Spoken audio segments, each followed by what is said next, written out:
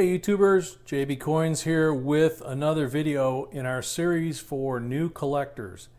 For those who are watching for the first time, we have a tutorial running for new beginners, and we'll link the playlist for coin collecting for beginners to this video. But first, if you're new to the channel, please consider subscribing. Also check out our link down below this video and in the upper right hand corner to our website store, jbcoinsinc.com, where we have our errors and variety coin lists and links to helpful products that we use that you can buy from those links. In the last video for new collectors, we talked about how to start the coin collection and what to collect. So, once you've decided on what you'd like to collect, the next step is learn about that coin or coin series and learn the basic coin terminology. Learn as much as you can. Do not spend a cent until you know those basics. Even if you're not planning on buying coins just now, just coin roll hunting, you still need to start educating yourself. How would you know if the coin you just found coin roll hunting or in your change is worth money or worth keeping? So we're going to start with some good suggestions on reference materials and then go to terminology. The cheapest and most powerful option is, of course, the internet. Do your search on the internet. Depending on the coins that you are collecting, search for that website. We, of course, are going to tell you to look at our website. We have a bunch of materials over there. We also, on our YouTube channel, have over 700 videos covering lots and lots of different kinds of coins and topics, so you might be able to draw info there. Also, view PCGS Coin Facts. They have a tremendous amount of information about all kinds of different coins you may not have ever even heard of, and you can do a lot of research there about how many were made, who designed them, what years they were made, what material they were made out of, the grades, how much they sold for. Just a tremendous amount of information, whether you're trying to learn or whether you're a collector and you're trying to figure out what your coin might be worth. So we refer people to this a lot. So you have PCGS Coin Facts. Then if you have a specific coin that you're trying to figure out what it might be worth, you go to PCGS Photo Grade. And as you can see, it shows the different kinds of coins. And then when you click on the kind of coin you have, it will click on a page that will show you a series of photos of the condition of those coins and how they grade based on what they look like. See, they're coming up. So as you scroll through the screen, it's going to show you the difference between an MS65, an MS68, an MS66, all the way on down, okay? So this is something you would do once you find a coin that you think might be worth money, is you can go to Photo Grade, find your coin, compare it to the photo, get the closest photo that you can, look at that grade, then go to Coin Facts again, look it up by that grade, and have an idea approximately of what that coin could be worth if you were to try to sell it. Or, on the other hand, if you're trying to buy it, what should you pay for it? No more than, because at that point, you don't want to pay, you don't want to be the top dollar payer, you want to buy it for less than that. So it'll prevent you from paying too much for a coin. Another great site is NGC. They're one of the grading agencies like PCGS, and their website has great news, reference materials. You can see here they're talking about the new mint error on the 5-ounce silver coins that we just told you recently about in one of our videos, and lots of other press releases that go back before that, but there's also lots and lots of reference materials there. And you can also see what they've gotten at auction for different coins as well. So use them as a reference, all of these, not just as a grading or pricing tool. Use them as a learning tool. Instead of looking at a book that was written or printed a year, 2 years ago. You're looking at current coin market conditions on an internet site.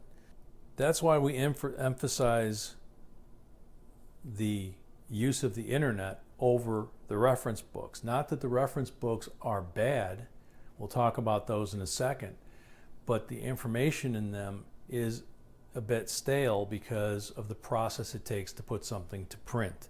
The internet is real time, it's current, and it's up to date as of today. Okay, so some print examples of reference materials that you could use, that we use, are magazines. Magazines are still out there.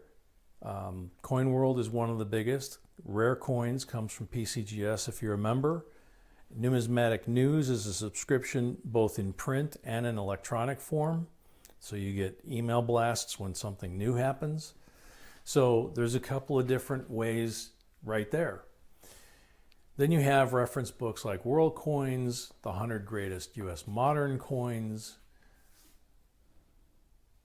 You have Cherry-Picker's Guide, volumes 1 and 2 that get updated or have been updated every few years.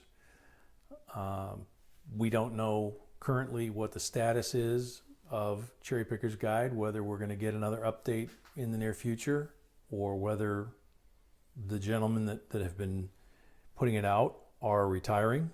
We don't know. But even these are still great references, although not complete. They're giving you just what the title says, cherry pickers, which means a portion of the market, or you're cherry picking information, you're cherry picking coins. That's a term you'll actually hear used multiple different ways as well in coin collecting, is going to a show and cherry picking. And you'll hear people talk about Cherry-Picker's Guide too. Then you have Strike It Rich by Ken Potter and Dr. Brian Allen. And it talks about error coins, which we'll get into later. And then to the left, you have the Red Book. This is the United States Coin Book, large print edition 2019. This just came out recently and goes back to colonial times and pre-colonial times. And again, they can't cover everything in one book. So these are not obviously all the books, because no one book can cover everything. No one person can be an expert in everything.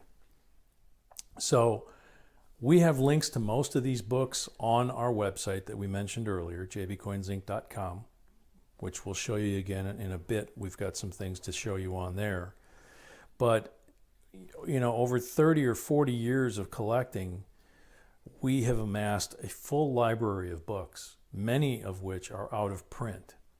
Those that are out of print come in extremely handy because, for example, Cherry-Picker's Guide even has written in their issues that they'll show you an error or a variety, and then they'll say in the next issue, these will be deleted because we're running out of space or lack of interest.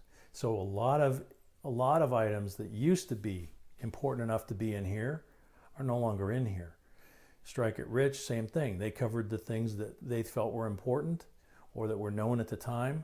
Things have been discovered since then. So you need other books to go to or internet sources to go to bring yourself current. Then you get into specialty books. Specialty books are books that are written, and there are hundreds of these things. Every book, every type of coin that you can think of, and even subtopics of coin series, for example. So you could have a coin series on pennies or Indian head pennies or flying eagle pennies, and there's an author by the name of Richard Snow who wrote probably the best set of books on flying eagles and Indian cents. And if that's what you're going to go for, if that's what trips your trigger and you want to collect in a serious way, you probably need to invest in his two books, because even though they're not inexpensive, you're talking about coins that you can easily have hundreds of dollars, if not thousands of dollars of price swing in one coin. It could make or break you making a mistake on one Indian coin.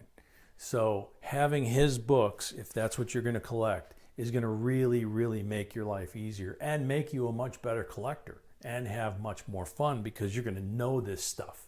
Clearly, you know, we've got an entire library, a whole room full of bookshelves with books, magazines going back decades. We can't bring them all down here and put them on the table. You wouldn't even be able to see them because it'd just be a big stack of paper. We wanted to bring you down what people basically are using today, the most common reference materials today. Not everybody's using the 100 greatest modern coins, but they probably should, especially if they're starting out. Not everybody's using Strike It Rich, but if you're starting out and you're looking at error coins or you're coin hunting, that's a really good book to have. The red book is a good resource for general, just like the Cherry Pickers Guide. So YouTube and many different coin channels also cover the coin topics. On our channel, we have over 700 videos alone. And to help you find what you're looking for, we created playlists and watch any number of videos depending on what we've covered. Or you can search other channels too. They might cover the same coin, for example, but from a different point of view. Check the sites who sell coins. There's another great tip. Check eBay. Check HA.com, which is Heritage Auctions. They do a lot of auctions and they sell coins from $100 to, you know, millions of dollars. And they have a reference material there of all the coins they've ever sold. There's Stacks and Bowers. Stacks and Bowers have been around a very long time. They have a website. They sell coins. They grade coins. And so they're a good reference as well. Coin Facts, again, obviously. And look always at the sold price. So if you look at eBay or you look at Heritage, something like that, don't look at what the coin is listed for, like on eBay. Look at what the coin sold for, because someone can ask whatever they want, but the coin is not worth anything unless someone is willing to pay for it. Next, we're going to learn coin terminology. So in previous videos for beginners, we've covered things like mint marks, how important it is to know what they mean, and which coin has one or not. The next most important and very basic info is coin terminology. So we have this neat picture from the US Mint website that we think is one of the best examples we've seen of explaining the basic terminology that you're going to use constantly. You're going to hear it constantly, and you're going to hear the abbreviations of these. The first of which is obverse. It's not a word we're used to using if we're not into coin collecting. But the obverse is Mr. Kennedy's face. The face of the coin looking towards you is the obverse. But obviously, where the eagle is the reverse or back of the coin. So the coin we're using obviously is a proof $50. The first thing you see is the legend at the very top. The legend is the lettering. It's pointing right to the T. The field is the area around the image on the coin that is not part of the face, or it's not part of the lettering or any of the other items that are on the coin itself. It's the smooth parts of the coin, what should be smooth parts of the coin. The image of JFK is, as you can see here, called the relief. Below his neck is the mint mark and the date. And then the reverse side shows the edge and the rim, which we'll go to in a second. But what I would like to point out to you is that a lot of collectors, especially seasoned older collectors, will not call these necessarily by these terms. They will call it the field, and they will call everything else that's stamped on the coin the devices. So if you hear someone using the term devices, they're talking about the various items that are stamped onto the field of the coin. Now we're going to go to the edge. The edge of the coin is considered the third side of the coin, not to be confused with the rim, which is done all the time as well. There are lots of coins that the edge really, really matters, because there are plain edge coins. Most coins like the half dollar, the quarter, the dime are reeded edge. The penny, for example, is a plain edge. Then you have the lettered edge and the decorated edge. The presidential coins, for example, the Sacagawea coins, have lettered edges.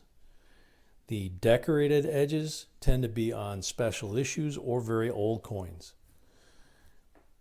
But they are not the rim. Those are the edge. The rim is the raised edge on both sides of a coin, which is created at the mint during the process of minting the coin by a piece of machinery called the upsetting mill that helps to protect the coin's design from wear. They put the rim higher than the image that's impressed on the coin to try and prevent the coin from wearing prematurely. That's why on a coin like the Kennedy, you'll notice the first things that wear are the rim and then his cheeks. So again, learn the basic terminology. Learn also about things like key dates and errors.